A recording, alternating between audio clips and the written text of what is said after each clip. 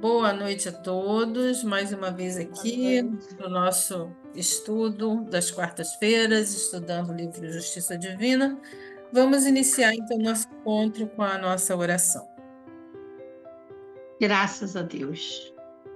Gratidão, Senhor, por nos possibilitar estarmos hoje reunidos, mesmo que à distância, para estudar o Teu Evangelho de amor, a doutrina dos Espíritos que tanto nos traz discernimento para conduzir a nossa jornada. Inspira ainda mais a nossa irmã Neide, encarregada do estudo desta noite.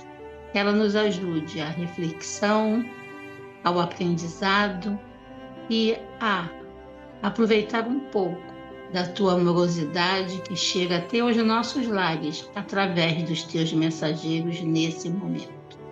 Por isso, profundamente gratos, Pai. Te agradecemos por essa oportunidade e te pedimos permissão para começarmos o estudo da noite. Que assim seja. Graças a Deus. Muito obrigada, Regina. Hoje, então, a página de responsabilidade da nossa irmã Neide. Neide, se fique à vontade para quando você quiser começar. Tá bom. Então, boa noite a todos.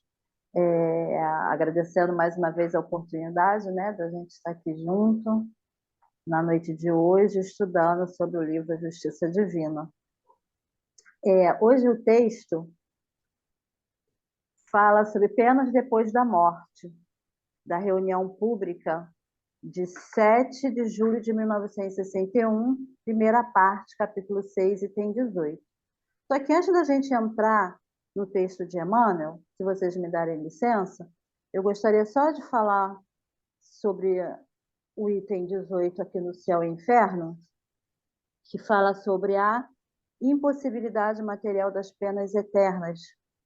Como ele é pequenininho, só ler para a gente poder refletir e depois a gente passa lá para a página do Justiça Divina, tá? Impossibilidade material das penas eternas. Até aqui, o dogma da eternidade das penas só tem sido combatido pelo raciocínio. Vão mostrá-lo em contradição com os fatos positivos que temos sob os olhos e provar a sua impossibilidade. De acordo com esse dogma, o destino da alma está irrevogavelmente fixado após a morte. É, portanto, um ponto de parada definitivo, oposto ao progresso. Ora, a alma progride ou não? Eis aí toda a questão. Se ela progride, a eternidade das penas é impossível. Parando aqui nesse parágrafo, ele chama aqui a atenção, né, para falar sobre o raciocínio. Então, assim, pelo raciocínio lógico, usando de exemplo, se eu, enquanto alma, que passo por reencarnações e reencarnações, né?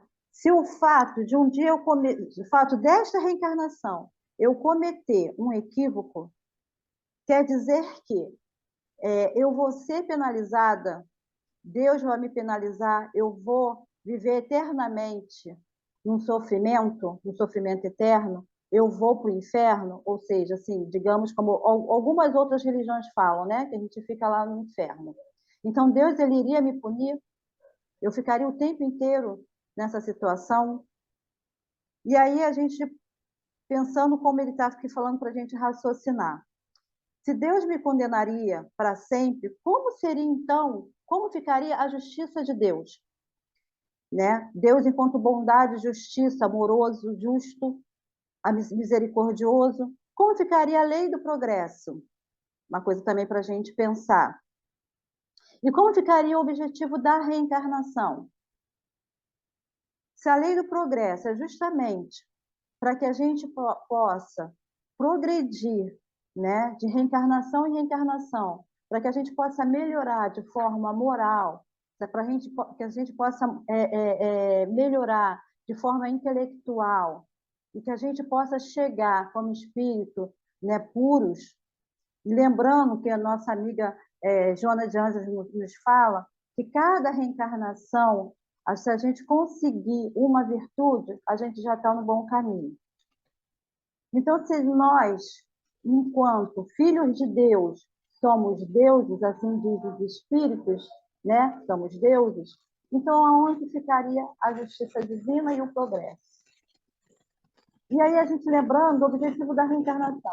O objetivo da reencarnação é a nossa melhoria. Então, como ficaria essa questão da reencarnação? Isso aí está pedindo que a gente reflita aqui. Aí, voltando, o último parágrafo aqui. Pode-se duvidar desse progresso quando se vê a imensa variedade de aptidões morais e intelectuais que existem sobre a Terra, desde o selvagem até o homem civilizado, quando se vê a diferença que um mesmo povo apresenta de um século para o outro, se admitimos que não são mais as mesmas almas, é preciso admitir então, que Deus as criou em todos os graus de adiantamento, segundo as épocas e os lugares, que umas almas ele favorece, enquanto outra consagra, enquanto consagra outras a uma inferioridade perpétua, o que é incompatível com a justiça que se deve ser a mesma para todas as outras. Então, assim, a gente lembrando, né, do que ele falou aqui em questão do raciocínio, se nós temos o princípio que Deus é justo e ele daria a oportunidade a alguém, a sorte, né, de poder reencarnar várias vezes e a um outro alguém continuar a permanecer no inferno para todo sempre, não seria justo pensar assim de Deus, né? Se temos realmente a convicção que Deus é bom e é justo, se existe a lei do progresso, se existe a reencarnação, como a gente poderia dizer que Deus seria justo se ele deixasse uns viver eternamente no sofrimento e outros viessem com várias e várias outras reencarnações para que pudesse ter essa oportunidade, né, de melhorar em cada existência? Senão a gente estaria dizendo aqui que só existe uma existência. Então, hoje, eu sou Neide e amanhã acabou. Eu não venho mais. E aí, se eu fiz algum equívoco, cometi algum equívoco, eu vou permanecer, né, viver eternamente no sofrimento. Então, não seria justo a gente pensar de Deus dessa forma. Se Deus é um Pai misericordioso, bondoso, Deus dá oportunidade de reencarnação a todos os seus filhos para repararem seus equívocos. Enfim, não há sentido da gente pensar em Deus dessa forma, né? Senão a gente teria Deus como injusto, condenando seus filhos a penas eternas. Então, assim, essa parte do livro Justiça Divina foi o que eu quis fazer esse comentário, para que a gente pudesse entrar agora no texto de Emmanuel, né, que são as penas depois da morte. E Emmanuel ele faz as seguintes comparações, né, nesse texto. Eu vou ler, porque é um texto pequeno, e depois a gente discute um pouco o texto. Diante do antigo dogma das penas eternas, cuja criação a teologia terrestre atribuiu ao Criador, examinemos o comportamento do homem, criaturas imperfeitas perante as criações estruturadas por ele mesmo.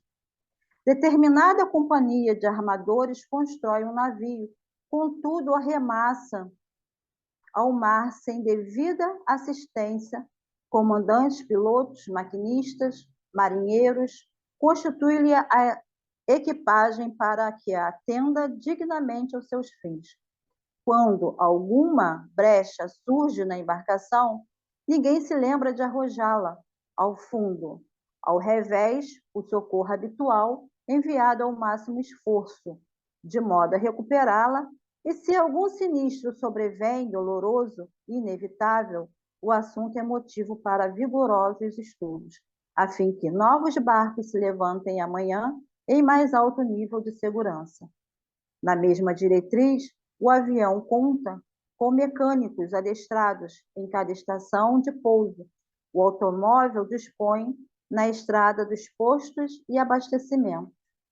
A locomotiva transita sobre certas e chaves condicionadas. A fábrica produz com supervisores e técnicos. O hospital funciona com médicos e enfermeiros, e a habitação se recolhe ao amparo de engenheiro e higienista. Em todas as formações humanas respeitáveis, tudo está previsto de maneira que o trabalho seja protegido e os erros retificados com aproveitamento de experiência e sucata, sempre que este ou aquele edifício e essa ou aquela máquina entre naturalmente em desuso. Aqui, se nós pensando aqui no que Emmanuel parei aqui, tá? Antes de terminar o último parágrafo. Emmanuel está falando aqui em relação aos navios, aviões, aos trens, né? Se o navio ele deu um problema, ele está com um problema, os responsáveis técnicos por aquilo ali, eles vão dar um jeito, de alguma forma, de consertar, para que o navio não afunde.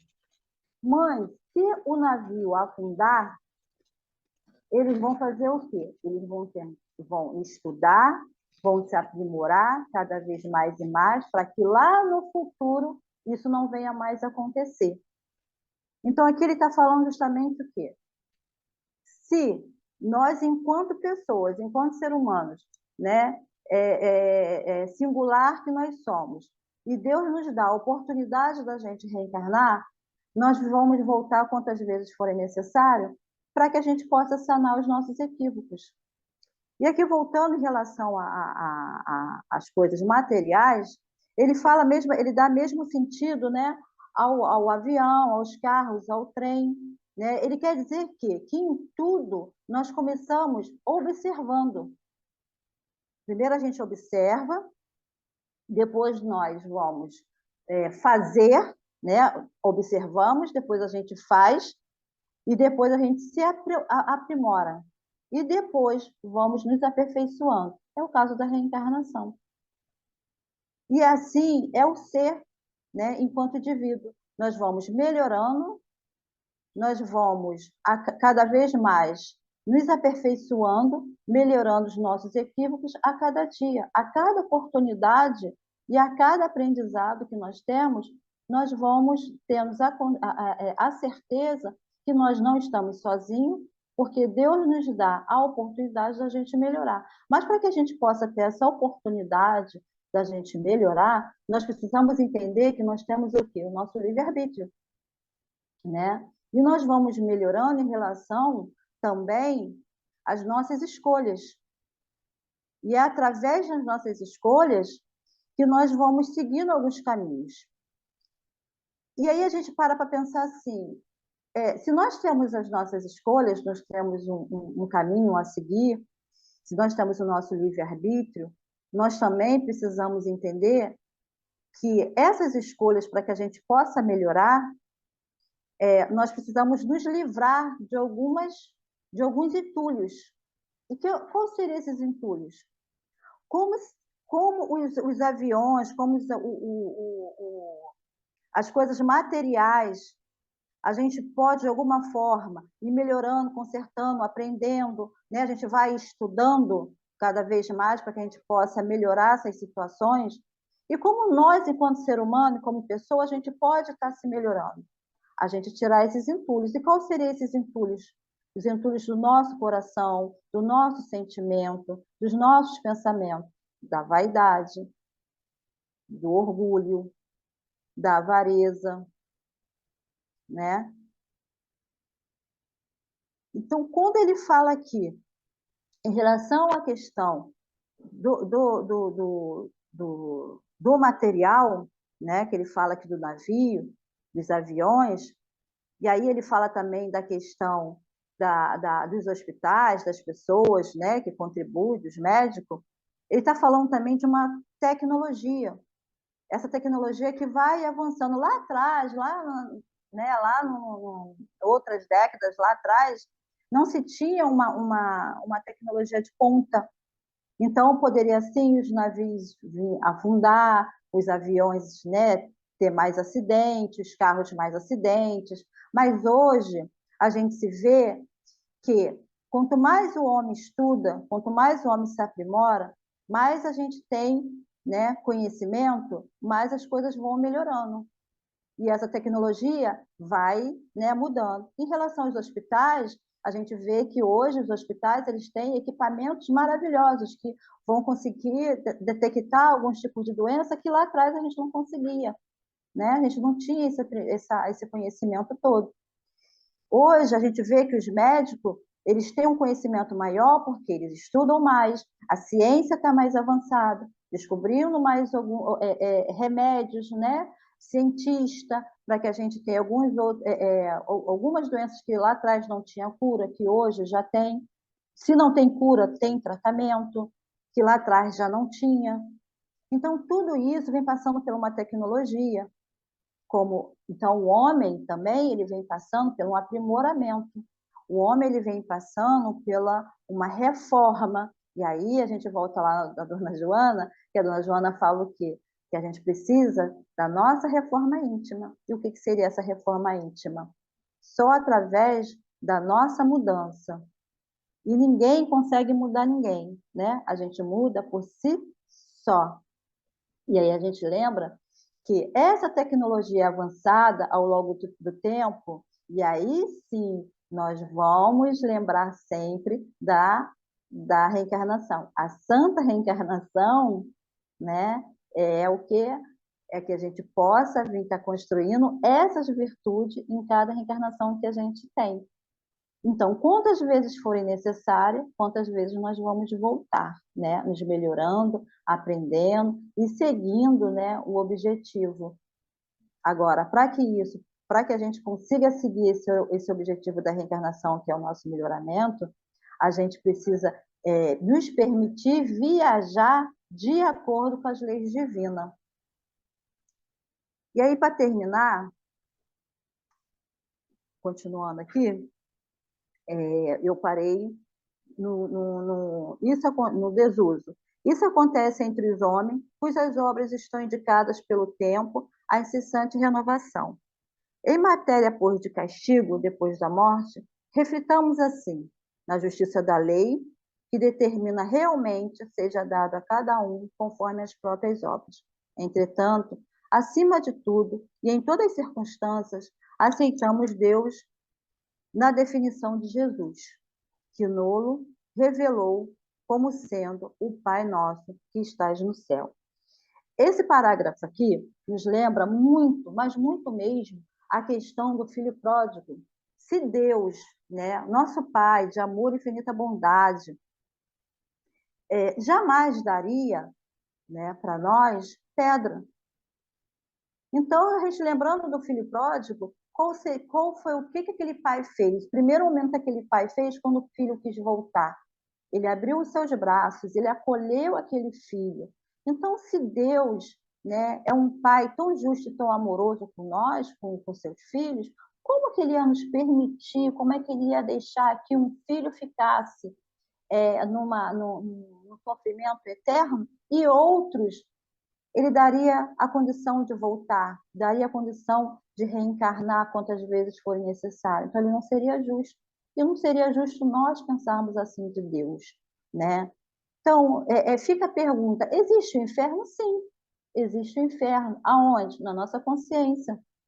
Ficamos eternamente dentro dele? Não, porque precisamos reparar o mal que foi feito, ou seja, os equívocos que nós cometemos. E aí, falando em relação ainda ao nosso Pai, falando em relação a Deus, a gente precisa pensar o seguinte: lembra aquelas palavras, né, que Jesus sempre nos comentou? Lembrar sempre dessa frase: batei e abrir-vos-á, buscai e achareis, pedi e obtereis. E o Pai da vida nos atenderá. E quem é o Pai da vida? Deus. Então, se Deus está sempre abrindo esse braço, abrindo esse leque de oportunidade para que a gente possa sanar os nossos equívocos, quem somos nós para duvidar desse Pai tão justo e tão amoroso? Aí, lembrando do livro dos Espíritos, lá na 4ª parte, onde ele fala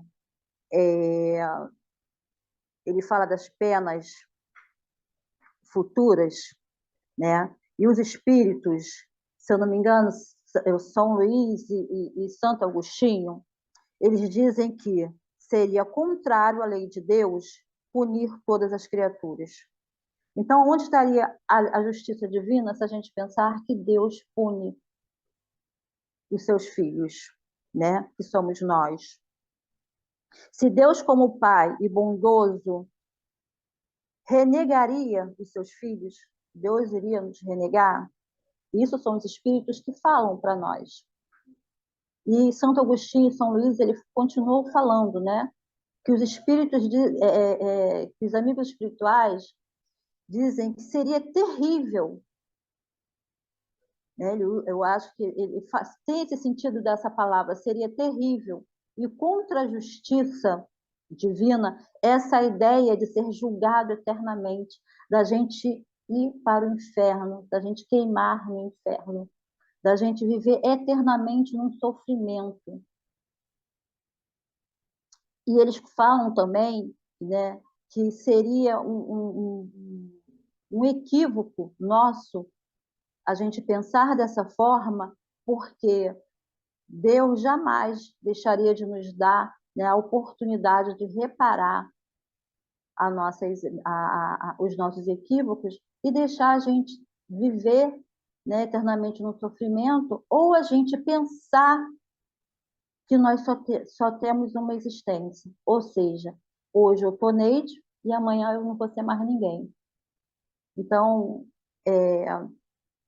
hoje, gente, foi isso que eu trouxe para que trouxe essa reflexão, né, em relação a essa página, que eu achei uma página tão rica, né, de Emmanuel, e que ele faz essas comparações em relação, né, à questão material, né, a questão física, a questão dos maquinários, né, que eles são feitos de uma forma, foram feitos de uma forma, e hoje a gente viu, né, que com o passar do tempo as coisas foram melhorando, foram se transformando, a tecnologia foi melhorando, foi se aprimorando, e o homem foi juntamente com essa tecnologia também, né, melhorando, crescendo, se aprimorando em todos os setores, né? Em todos os setores o homem foi se aprimorando. Mas para que isso possa acontecer, a gente precisa querer. Então é a mesma coisa em relação à nossa reencarnação. A gente precisa também querer,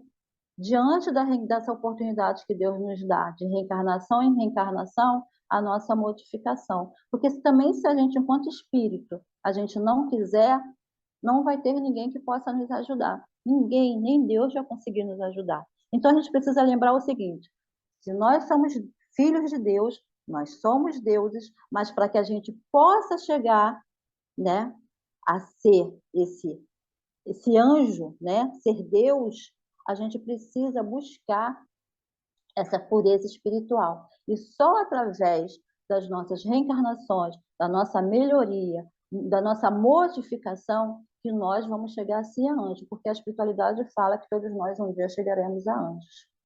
E é isso, gente. Obrigada. Então vamos nos sintonizar com a espiritualidade amiga, com os nossos amigos da Casa Espírita,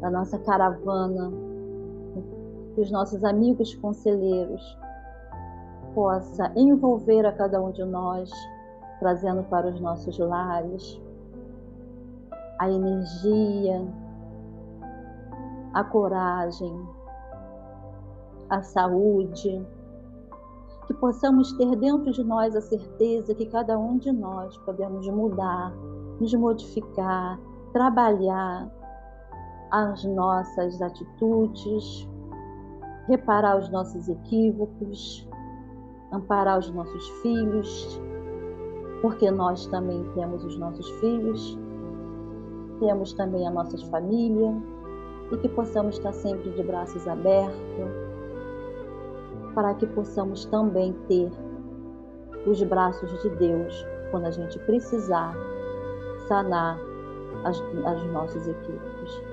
Que Deus envolva cada um de nós, que possamos entregar na mão do nosso Pai as nossas dificuldades, para que Ele possa sanar as nossas dores, para que possamos, Mestre Jesus, em Teu nome, agradecer por mais uma noite junto nesta caravana de luz, de amor, diante do Teu Evangelho de luz, dessa doutrina que nos fortalece, nos consola, nos esclarece a cada momento as nossas dúvidas, e que possamos sempre, Mestre, junto contigo, que sabe de cada um de nós, das nossas mais profundas necessidades. Envolva-nos, não só a nós, mas todos que estão em nosso pensamento, em nossos corações, em nossos sentimentos. Fica conosco, Senhor, hoje, agora e sempre. Que assim seja. Graças a Deus. Muito obrigada, Neide, pela sua colocação, pelo seu estudo, e a palavra está aberta. Quem quiser falar, é só abrir seu microfone.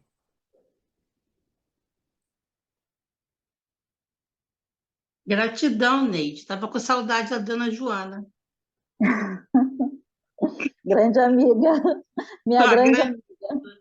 Dona Joana. Essa página realmente ela é maravilhosa, né? É sempre o que eu acho de mais lindo em Deus é justamente essa questão da misericórdia, da justiça, né? Ele é misericordioso e ele é justo. E esses dois conceitos cairiam por terra se ele nos condenasse. E essa é a coisa mais linda que ele tem, e a coisa mais difícil para nós exercermos, é sermos justos, é sermos misericordiosos.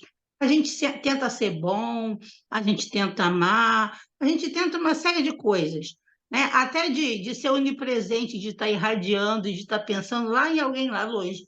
Mas ser justo e misericordioso é muito difícil.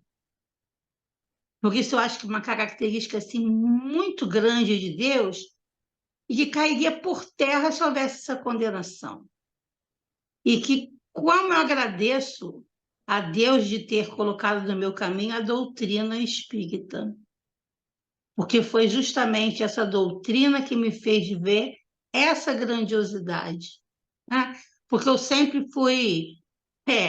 diziam que uma vez um moço me disse que eu era espírita e não sabia. Eu até devia ser mesmo, né? Porque hoje eu sei que a gente estuda do lado de lá, né? Porque eu não aceitava essa história do é isso e aquilo e acabou, né? Tinha que ter uma possibilidade de uma nova chance. Dentro de mim isso gritava muito alto. E a doutrina deixou isso muito claro. Então foi uma noite de profunda reflexão. Muito obrigada, feliz retorno, não se ausente mais.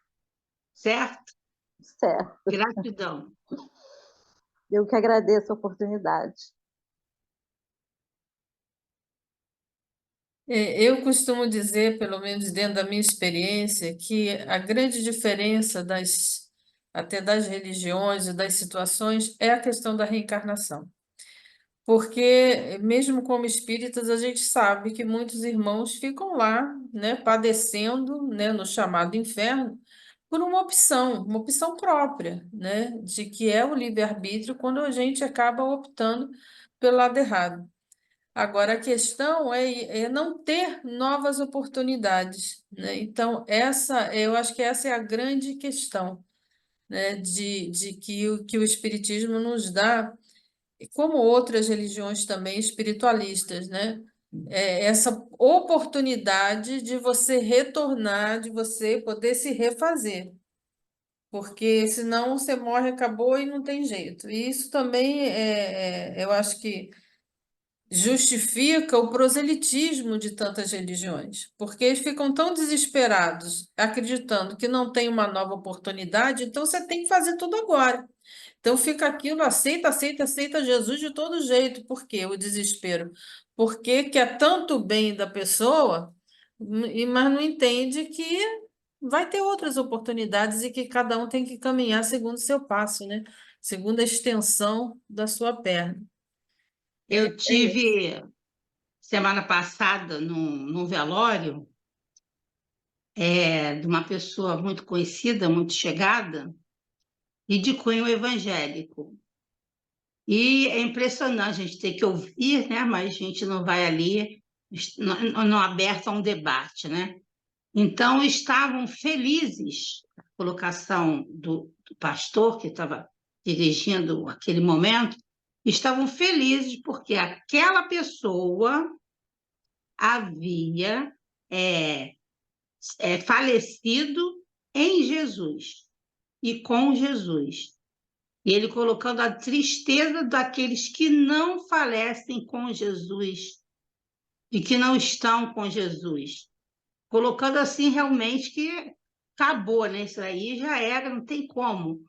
Eu falei, meu Deus do céu. E a gente vê na mesa mediúnica esses espíritos lá chegando e eles não entendem que eles podem ter a chance de se consertar, de refazer.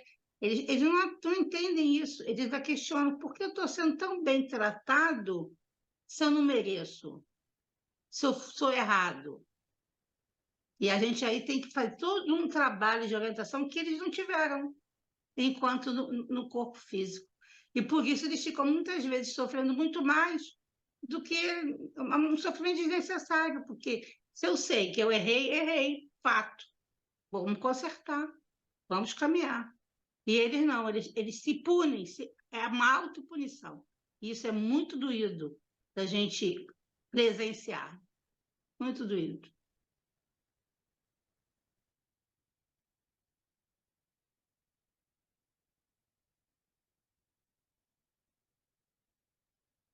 Tem ainda mais?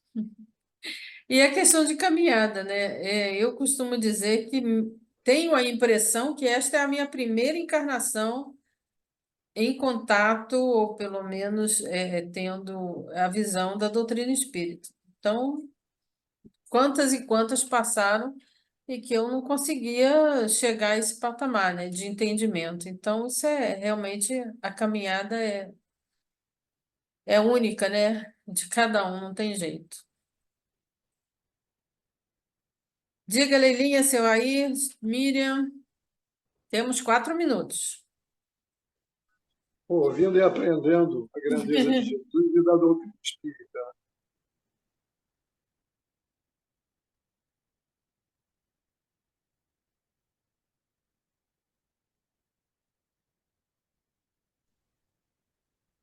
Eu, no meu entendimento, quando nova, eu não entendia muito Deus, não. Então, a gente vivia, eu olhava para ele e achava que ele não existia porque acontecia muita desgraça.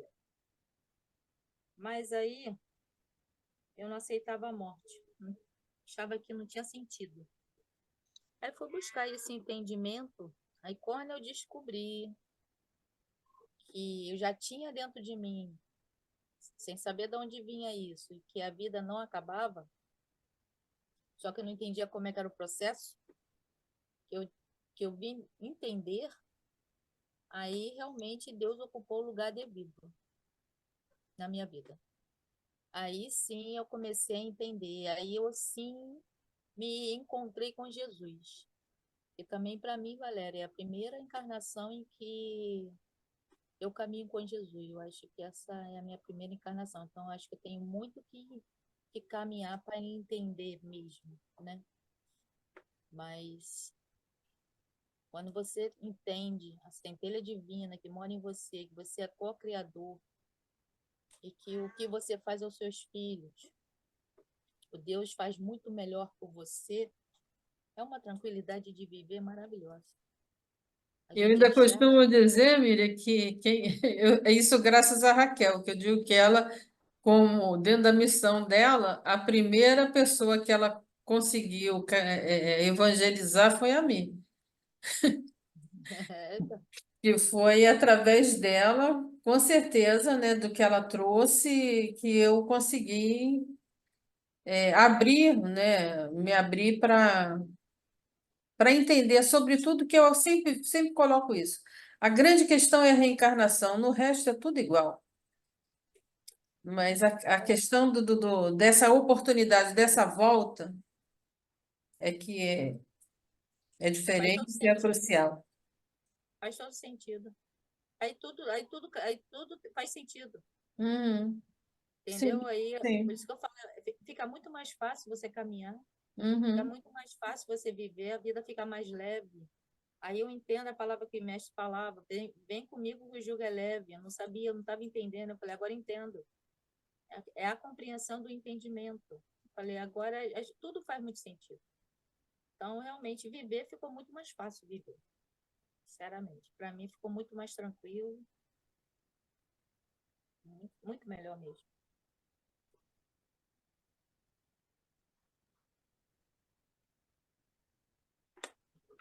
Bem, tá. é isso. Bom, temos 1 minuto. Hora de dar tchau. Ai, que bonitinho, de graça. Bom, vai dar Zoom. Muito obrigada mais uma vez, Neide, seja pela sua Obrigada. disponibilidade, a vencimento aí dessas tecnologias que nos deixam, né, de